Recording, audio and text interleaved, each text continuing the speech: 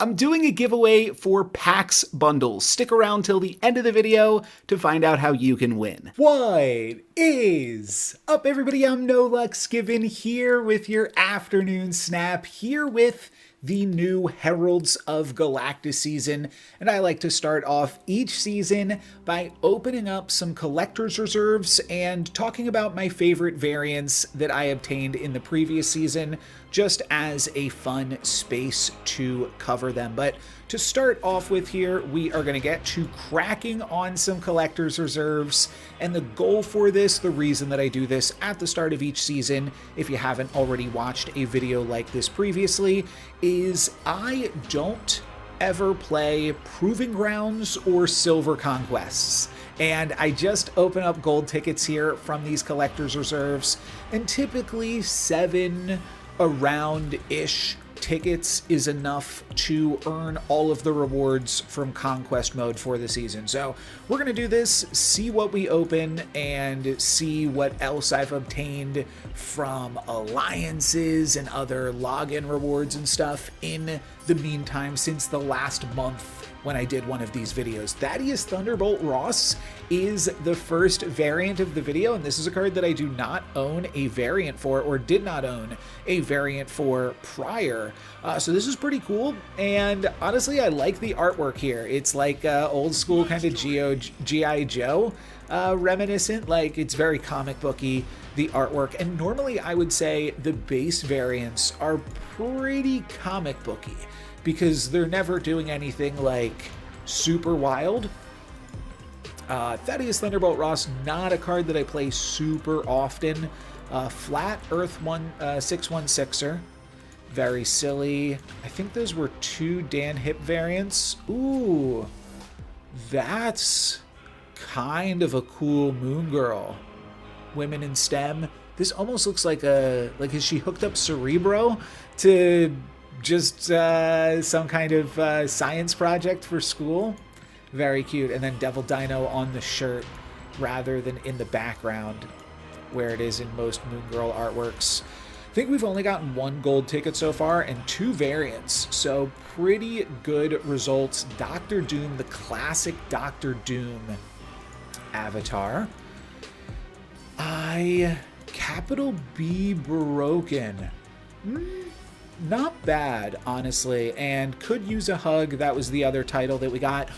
Oh, awesome! These are my favorite variants, the dinosaur variants, and I really considered buying all the dinosaur variants. I probably will buy the dinosaur Iron Man. I think it's the only thing that I will buy out of the vault. But Dino Black Widow, not a card that I play super often, but I might have to play some Black Widow because this is cool. Pterodactyl Black Widow, love that one. Mastery. And that'll unlock some neon trails for me. I think I've only gotten 1 gold ticket so far this video, unless I'm going crazy. We've got like 1 gold ticket and 3 variants so far. So pretty good rate. We're going to be looking at some sick variants in this video, but I think that's going to go to the top of my list. So before this video, I quickly made, I just looked through basically the variants that I've gotten in the past season, and I was going to make a top 5, but I was finding it tough to just narrow it down to 5, to be totally honest. Wow. Esme Cuckoo, also kind of cool. I mean, I like the minimalist, and I like what it hints at. I don't know if the main artwork for Esme has these other White Queens in the background, but that's what she's doing, right? She's making copies of the White Queen. Cool stuff. Some fun variants so far. Anyways, yeah, I was looking at my favorite variants from the past season because I just opened up a cool one from a login reward. It might have been from the current promo code. You can currently on the Marvel Snap website enter the promo code July Twitch drops, no spaces, with capital J, capital T, capital D. Oh, I've seen that one before. You retreat, I'll follow. That one's cute. But yeah, if you have not entered that code in, oh my gosh, Creative House Pocket Seabass. Honestly, I don't love it, but I did not have a Seabass variant, so I'm happy. Fellow member of the White Queen Order, and that is a Duck Duck Juice album variant as well. Yeah, you can enter the code July Twitch drops, no spaces, capitals on the first letter of each word, and that gives you, I believe, a border, premium mystery variant, and a some boosters or something probably. And that gave me a really, really sweet Baku, which is probably not a card that I'll play, but it's part of the reason that I like to show off variants that I've got in the past month in this video, because otherwise, like, I'm not going to do anything with that Mbako. In Odin, I've seen this Odin around. This, I think, has been in the game for a while. I don't love it compared to, I mean, I'm a bearded man. I like when my artwork in games can show off a bearded man. I like to see myself represented in the games. Actually, this is a pretty, speaking of yeah, representation, black woman in STEM. I like the, well, she's a girl. She's a moon girl, but I like Moon Girl. I think it's just cool artwork, and is a cool character, I think. And I know she's got like a kid show too, right? Which is also fun. I'm kind of being tongue-in-cheek when I say I like to see myself represented. Dan Hip Absorbing Man. That's going to be a toughie. That's going to be a toughie because I do really like my sports variant for Absorbing Man, but I'm a Dan Hip fan. My favorite variants generally are when a bearded character, and this isn't really applicable to Marvel Snap, I think about it like an Overwatch. I think like, okay, I'll just say what it is. And League of Legends as well, where they have skins, and other games have skins as well. But when they take a bearded character and they make him into Santa Claus for a seasonal skin, I think that, I don't know why, I just always love that. So in this game, I think the only thing that I have is an Abomination with a Santa hat on, which is definitely not the same thing, but yeah, still fun. But my favorite variants in this game, like I said, are probably the dinosaur variants, but there's a lot of sweet variants in this game. A lot of gold tickets in these past few packs. I think we might be looking to pack it up. Dan Hip Mike, I call him Mike, whatever you want to call him is fine with me. I don't have a Mike either. For getting a lot of firsties here. Mastery. Pretty cool stuff. All right, what else do we got here now? I think I'm going to do one more gold ticket, and now I will check. Well, let's do one more. I'm having fun. Let's grab one more gold ticket. If we hit 8, that is also fine. I guess there was a Dan Hip. I don't know if that's Dan Hip move or Dan Hip discard, but either way, that's another gold ticket. So where does that get us? To 10? Oh, I fell asleep. Oh, okay. Well, geez. All right. Well, I definitely... I probably won't even need to play Infinite Conquest this season then with all of those tickets. What else? Oh, yes. I left this mystery variant here, which is a pretty cool Ghost Spider. I think I just played against somebody the other day. It may have been Kingpin. Kingpin might use this Ghost Spider variant themselves, and I am going to have a pretty big match with Kingpin coming up on the channel soon. So last season, I'll say the last 3 seasons, I entered into the Snap Wars League. If you haven't already seen these videos, basically it's round robin play, so you play against everyone else in the league, and then the top 2 players advance, they promote, and the bottom 2 players demote. And I started at the lowest tier, promoted, then was in the 2nd tier, the middle tier, promoted again, and this season I won the Ultimate League there, and there's a little bit more, but probably tomorrow I'm going to put out the video that is the games that won me the league, and the video will be titled something similar, so it's not a spoiler. I've already made posts about it. And then the winners of the 3 leagues have like a little playoff bracket. So I will be playing against Kingpin, who won the mid-tier league, and that'll be a really fun match. And yeah, that'll be coming up soon, so look out for that. But now let's take a look out at some of the variants that I've received over this past season. So I'm going to sort by newest, and then I'm going to scroll down to the Living Tribunal, which is the last thing that I unlocked in the previous video. I think that this is exactly where we left off. We're going to see a bunch of RSM splits. I got a Carnage. This is a Conqueror variant, not the Grand Arena variant. Though, can you buy the Grand Arena Carnage? Is that one of them that are available in the shop? I'm not sure. There's also this Sasquatch, which I made a YouTube short about, and I'm debating like taking that YouTube short down and maybe just like putting it in this video. Yeah, let's do that. So I don't know exactly what happened with this video, but it was one of, or it might have even been the first video that I tried putting auto-generated captions on, and I think that that just totally bugged out the end here.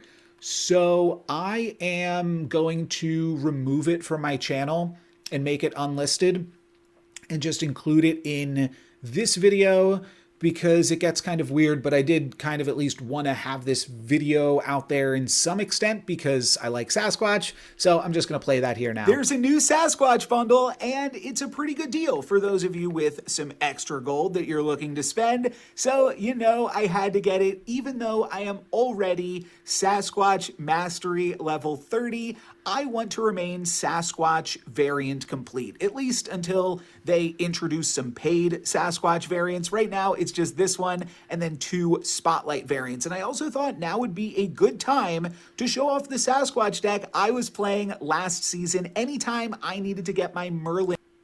So this is, of course, last season, Merlin season.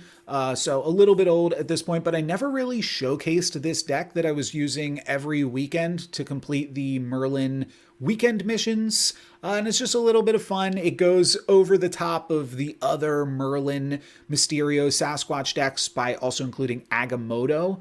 And I'll talk about it here for a little bit. Weekend missions done. This is what I played because polymorphing Mysterios was just so sweet. Yeah, and I also went over the top with images of Icon Use it on my Mysterios. And here I am making a Mysterio and a King Eitri into a Sasquatch, and then once in futuring a Mysterio to set up for an even bigger final turn. But there are some explosive final turns that you can have with this deck, like this game where I played Sasquatch plus images, which was pretty nice, even had an energy to spare. And like I said, this was a great way to go over the top because a lot of people were playing Merlin, especially on the weekends, to complete their missions, and I was able to use images of Icon to make 3 Galactus to triple Galacta buff for the win. I mean, this clip, I really just got lucky with their Carnage polymorph. Unfortunately, this is where it gets glitchy, and you can't really tell what's going on in this YouTube short because it doesn't have the proper visuals,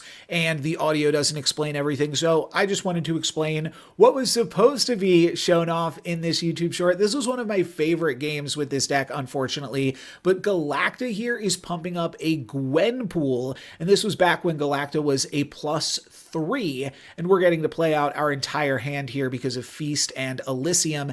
Next turn, I'll be able to use this images of Icon that I drew off of King Eitri to make Makari and King Eitri both into 9 power Gwenpools, which is 6 more Gwenpool buffs. So somewhere between 3 and 9 Gwenpool buffs go on this Mysterio, and unfortunately we cannot play 3 copies of Mysterio thanks to Sanctum Sanctorum shutting a location down, but still, I get to drop like 20 power worth of Mysterio on this final turn, which I thought was pretty cool. Just figured now would be a good time to talk about that. While I show off this Sasquatch, I am in fact Sasquatch variant complete. Like I said in the YouTube short, there were 2 Sasquatch variants that came out in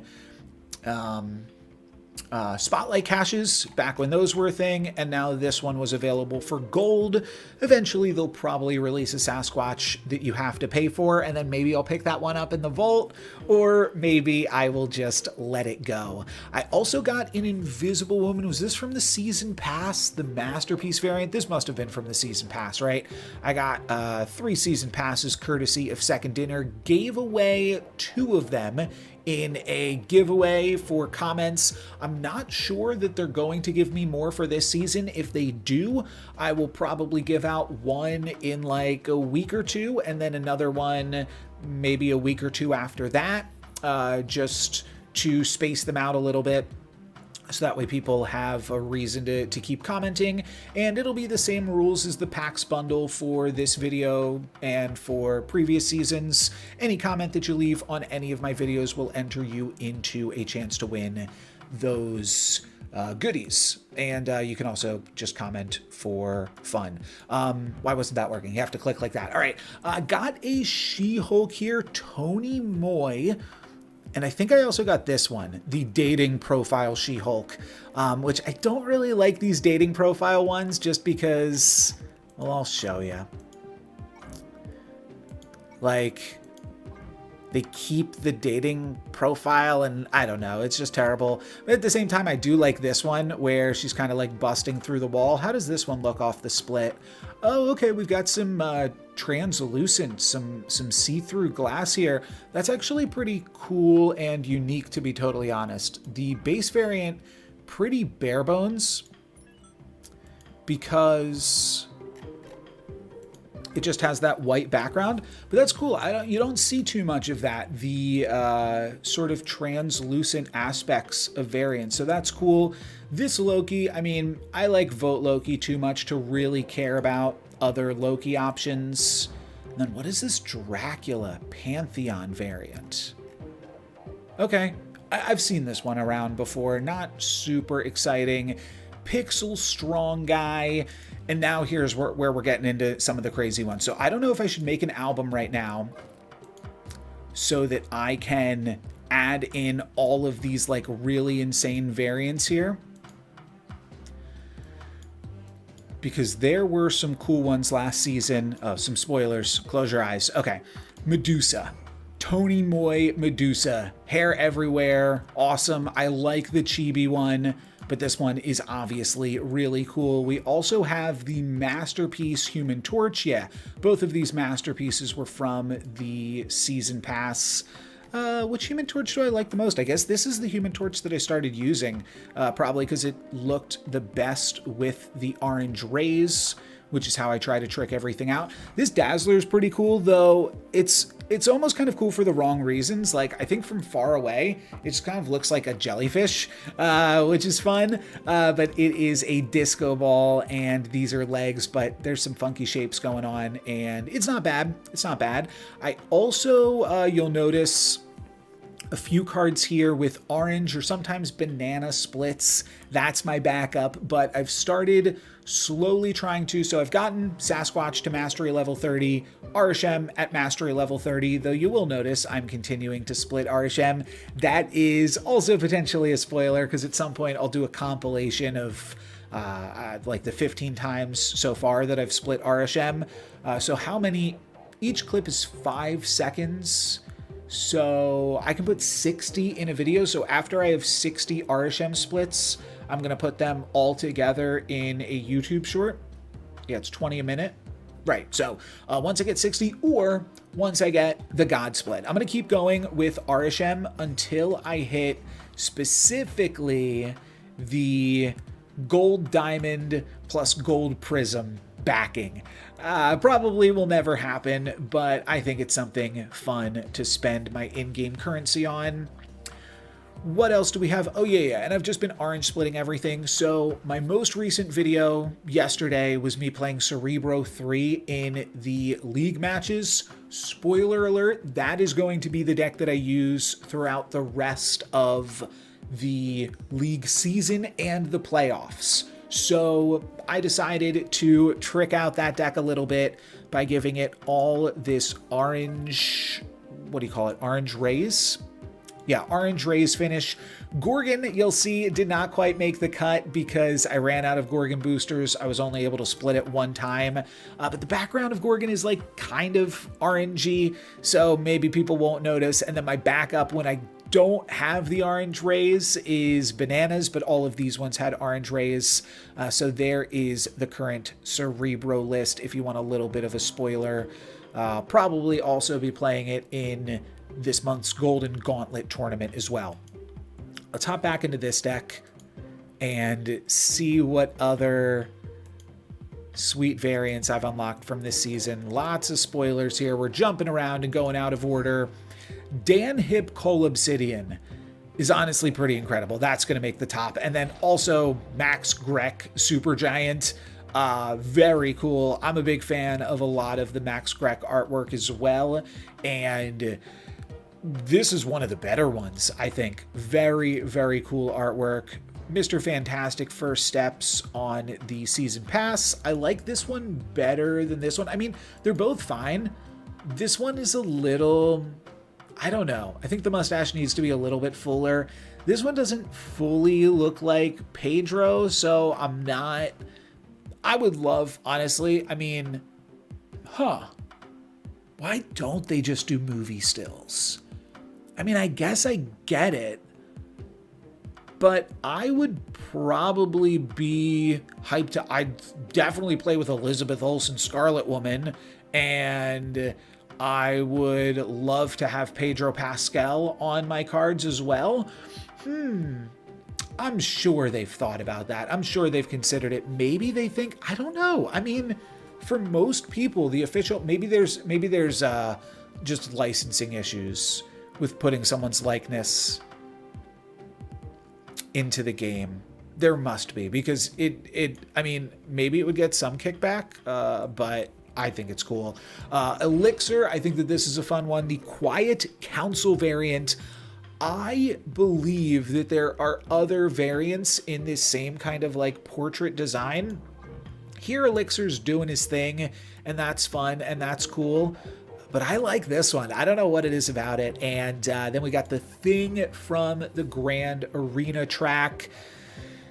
It's fine, but like you're never going to play the Thing, so who cares? Mad Thinker, Mole Man, and I actually like the base art of Mole Man more just because it looks more like the actor from the movie, which when I saw this movie, I felt like I recognized Mole Man. I really liked Fantastic Four First Steps, by the way, but I felt like I recognized the actor playing Mole Man. I went through a deep dive of his IMDb later. He is in I Think You Should Leave. I think that's where I recognized him from, potentially, because in my head, I was like, oh, this man's a comedian. I've seen him in like a comedy skit, and he is in one skit from I Think You Should Leave. He is doing a community theater production, and there's someone else in the play that keeps talking really fast and saying his lines before he can say them. And that's the whole plot. Such an incredible show. But I think I like this original Mole Man variant more because it just, reminds me of all of those fun things. Got a 3099 variant, which was the third in an album. You can't quick link to the albums here. Again, I don't really know if it matters because like I'm not going to be playing Shocker, so who cares? Orca, similar thing. This might be my best Orca variant, but you don't really have to figure that out. This is like a classic Jubilee variant, I believe, as well. This I feel like is one that I've been seeing since the beta. Was Jubilee in the beta? I think she was.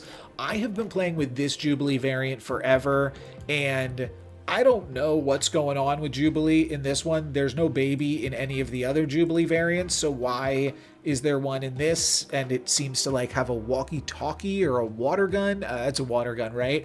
I don't know what's going on here, but I like it, and whatever she's doing, more power to her.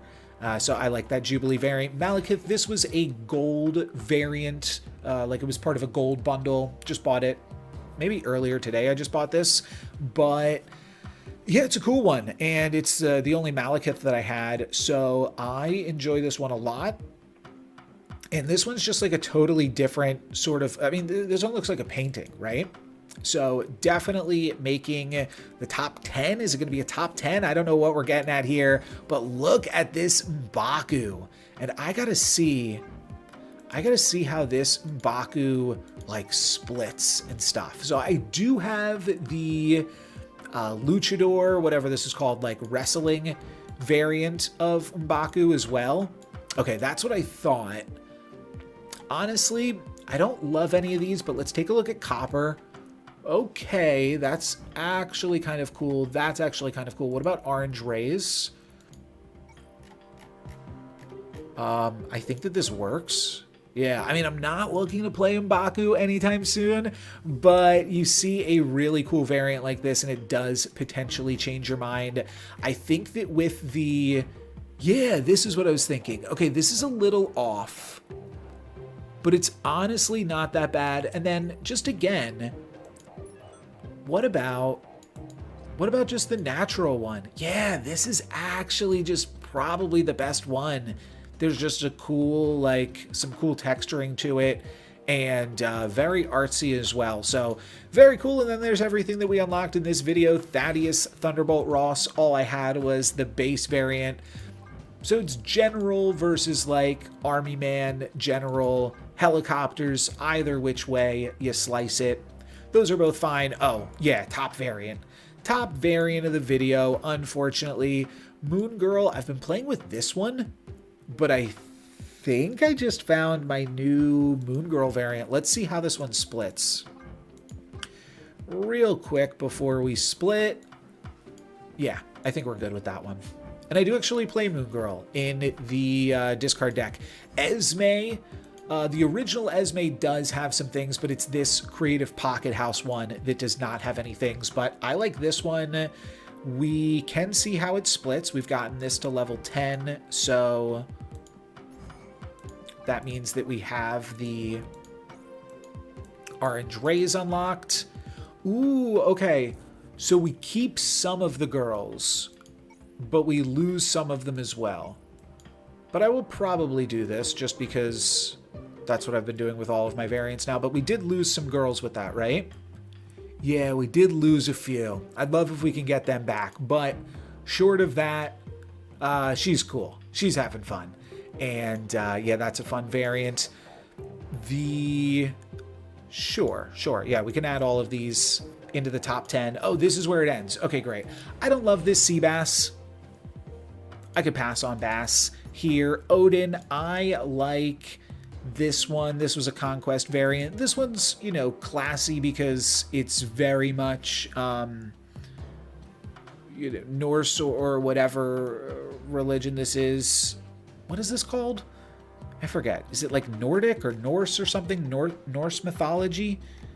Something like that. But this has like so much more of a classic look to it, whereas this is like a little bit more modernized and polished, I'll say. This is a tough choice. The sports variant or the Dan Hip. I guess we could see how it splits.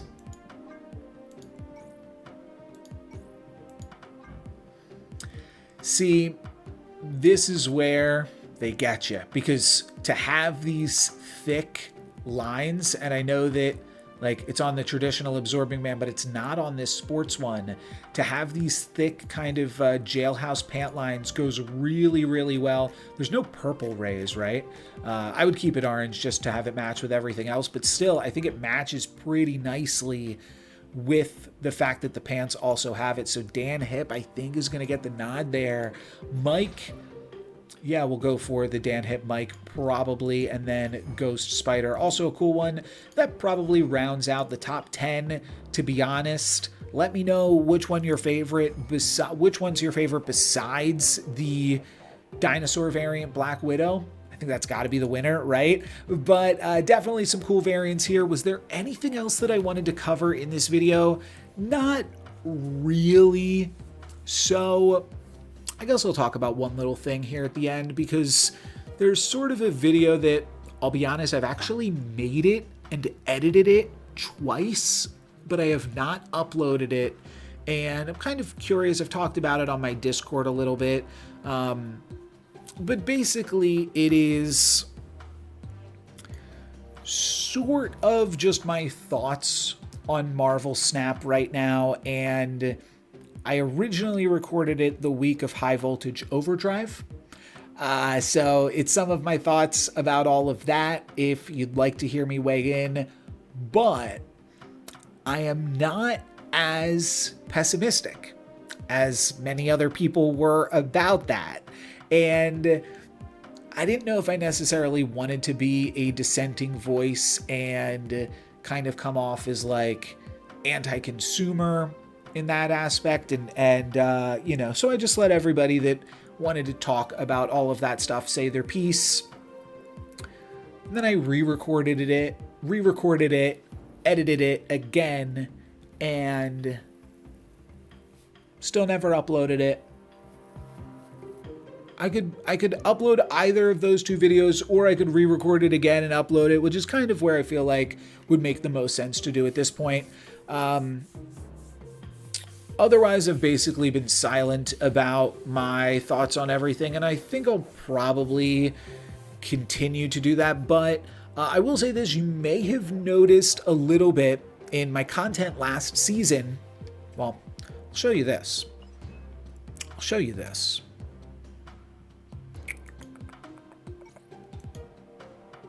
I did not obtain any of the cards from last season, and that includes the Fantasticar, obviously, as well. I did obtain Mr. Fantastic First Steps because I got a free season pass from Second Dinner. Wasn't gonna, not do that, deny myself the ability to complete the weekend missions or whatever. So I did get that. Otherwise, did not get any of the new Seasonal Series 5 cards, and like I said, I won the top level of the Snap Wars League, and it's kind of intentional. That's kind of like the point that I was trying to make, is that there's a lot that you can still play in Marvel Snap without the newest card every single week. And I do think that that is a topic that I'd potentially like to talk about. This season, am I going to get any new cards? I don't know. I haven't made up my mind. And one of the other things that kind of like brought me to this idea is like 2 seasons ago, there was a bunch of sweet cards, 2, maybe 3 seasons ago. Let's see where they are all at. Oh yeah, here they are. The Ancient One, Nightmare, Dormammu, Clea, Astral Projection.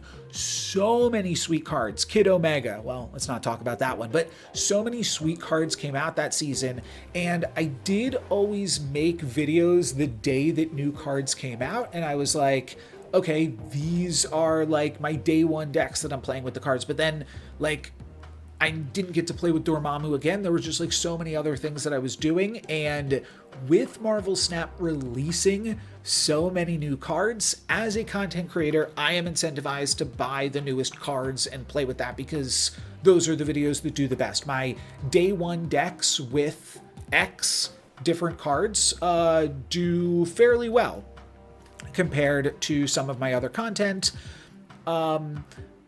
But then it's like I'm just kind of going surface level on a bunch of different things. And I think that if I had less things, I'd potentially, in some aspects, go deeper on the things that I do have. And to some extent that's true. To some extent that isn't. Because, okay, let's say Astral Projection combos with whatever new card is coming out this season, or it's useful for something. And okay, here's a good example.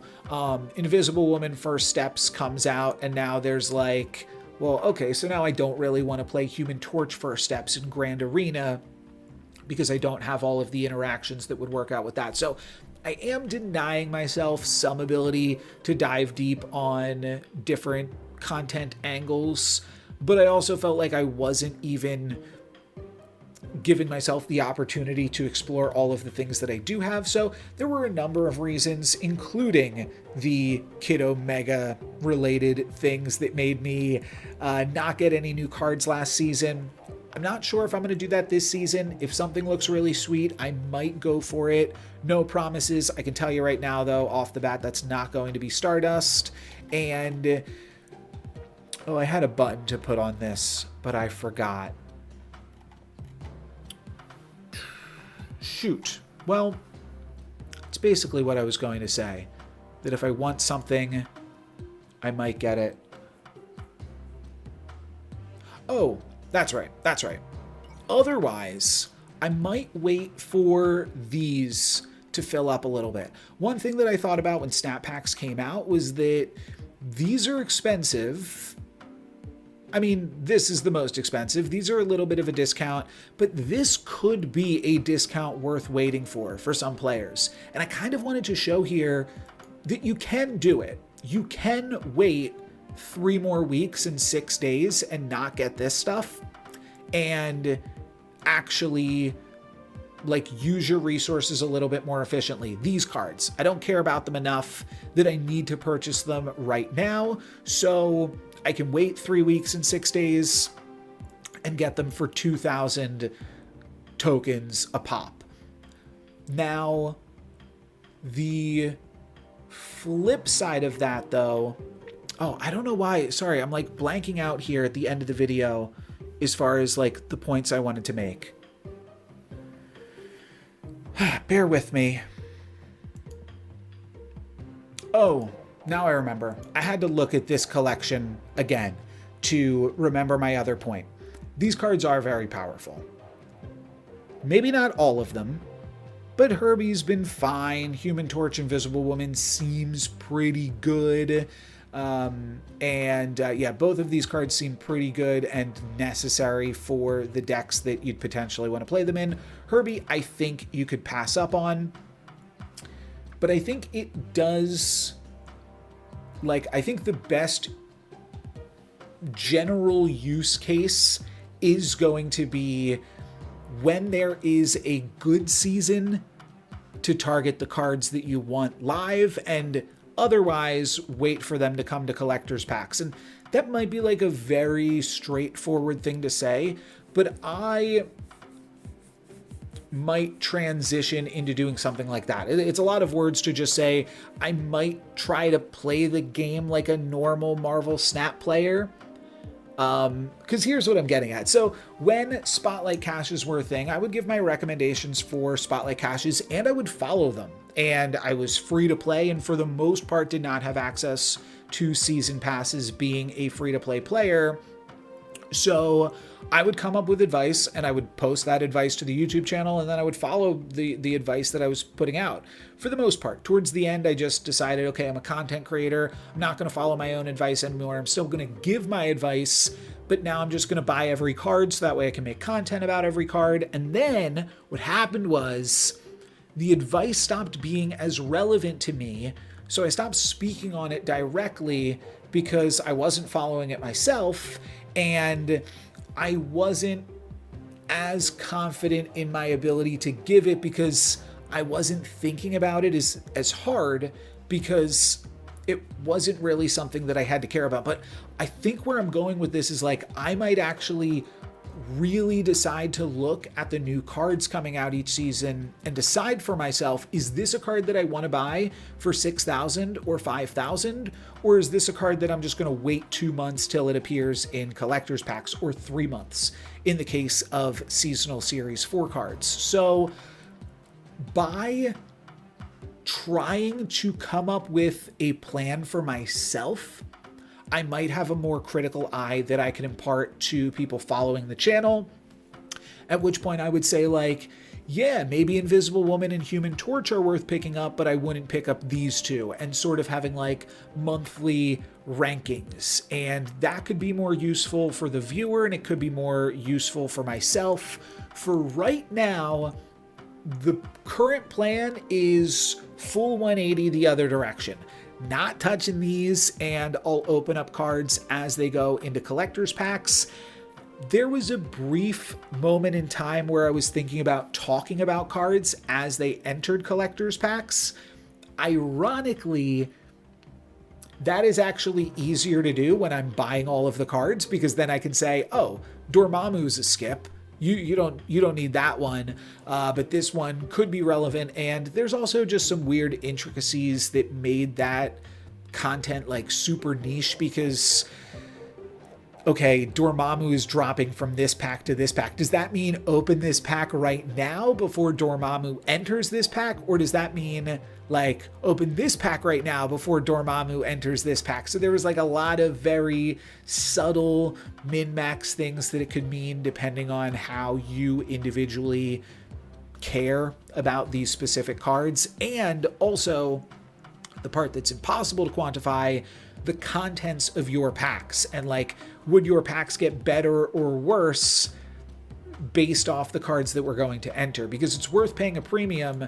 Like, say I wasn't collector's packs complete, say I had no cards in the entire game, it would actually be reasonable odds to open up seasonal series 5 packs, because in that case, 3 out of the 6 of these cards would be pretty big cards. When you're including Mr. Fantastic in the mix, you are 50% to hit on like a really good card, either hitting Invisible Woman, Human Torch, or Mr. Fantastic First Steps. Then you're 50% to miss. But if you look at collector's packs, you might be way more than 50% to miss. Whereas like these cards could all potentially get added to a Silver Surfer deck or something. So there's a lot of like really niche things to consider, and why I don't think that that's necessarily the review content that I want to put out. But I do want to figure out where my space is in the spectrum of content creators in terms of what I am advising people to do and how I am ranking cards and that kind of thing. Kind of a big topic. I don't really have an answer. I think that the people that are still watching at this point are they're the true fans, and I have had some feedback, but I'm still not exactly sure what I want to do, both for my own personal collection. It very well could be like, I don't know, a lot of these cards seem sweet, and I've been playing some fun stuff without them, but I could certainly see 3 months from now just pulling another 180 and clearing out seasonal series 5 packs for every card that enters them. It does get pretty expensive as they are releasing so many cards. So this is 5, so that's 25,000, and this is also 5, so that is another 12,000. So I mean, it eats into this, right? But I mean, I certainly would not be opening up for Stardust right now. Yeah, part of what I was getting at though, like, I think that it could have made sense before Stardust was released to open up for all 4 of these cards, or at the very least, like, these 3, or at the very least this one, just open until I get this, and then this season just skip it entirely. I think that that definitely could have been a play. And there's some other really interesting things behind the math where, like, okay, if I think Stardust is a clunker, which I do, then it's funny how like they release that card first and they release Invisible Woman last during her season, so you can't just pick her up at the start of the season and ignore the other things coming out. So interesting stuff there regardless, though I guess if you do this every other season, you'd still have to battle through your clunkers. So like next season, let's say is that the zombie season? So I might like a lot of those zombie cards, but these Heralds of Galactus cards are still going to be here. And I'm kind of just figuring all that out, how to min-max in those scenarios. And I feel like I'm going to have a more honest eye towards this collecting experience if I try to experience it myself. So that's the reason I'm doing it. Don't really care much either way, and I can get by with not having, 12 cards or whatever in Marvel Snap. I think there's still plenty of cards that you can play with.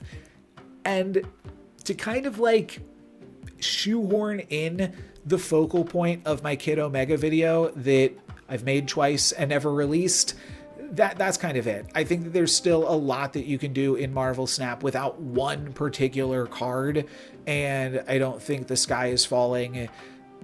At the same time, like, I hear, and part of the reason for this decision, by the way, to not buy any of these cards was that I didn't want to spend twice as much as I would normally spend on a season pass, so I just did not buy a season pass. I was like, I'm not going to spend 20, so I don't really care about Pedro if I can't get everything, and I'm not going to get everything, so I'm just going to get nothing. They wound up giving me a season pass, so I was like, all right, fine, I'll get it if I have to, but still not sure where we are going with all of that. But for today, that is going to be it for me. Thank you guys very much for watching.